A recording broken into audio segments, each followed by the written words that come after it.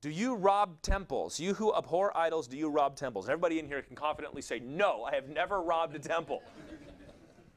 Unless you have some kind of Indiana Jones background that I'm unaware of. But robbing temples. Now, this is kind of unclear exactly what he's talking about here. Because temple robbery, there was a Greek word for that. That was part of war, right? You would raid the country, you'd get in their temples, you'd carry their gods away.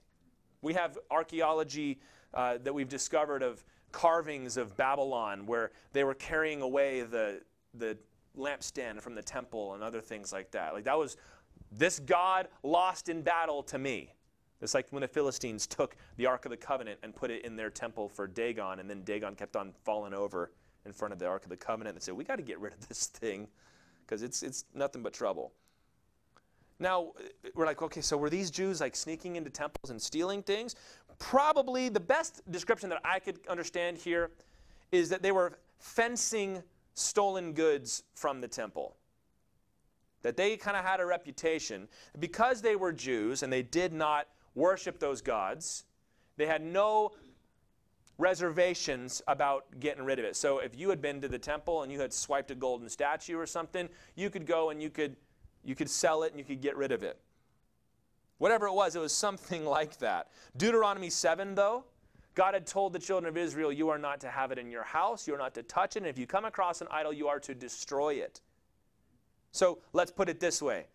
We abhor idols. We would never worship an idol. But you know, if you manage to get something out of that temple, bring it to me and we'll find a way to quietly sell it and get rid of it. And I'll melt the gold down and we'll use that. Here's our question. Where are you profiting from the sins of other people? Not where are you sinning? Where are you profiting off the back of other people sinning?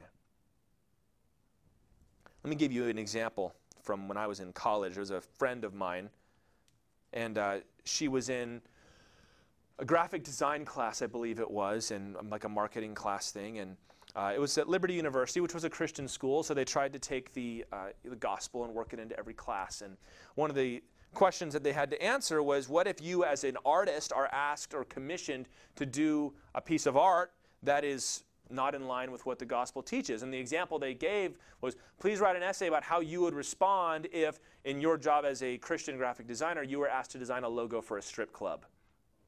And I was talking to this friend of mine, and she was so offended that they would even ask that question. She goes, because I'm not doing it. They're acting like I'm the one that's going into the strip club. But I'm not. I'm just designing the logo. I'm just designing the sign. And I said, but you are the one that is making it more attractive for people to come inside and sin. She goes, but I'm not the one doing it. It doesn't matter. That's a great example, I think, of what we're talking about.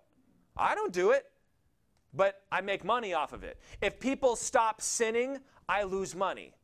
So it's in my best interest to make sure they keep sinning. Is that going on anywhere in your life? I don't even know if I can give many more examples than that. But where are you secretly hoping that this doesn't stop? Where you secretly need people to keep doing that?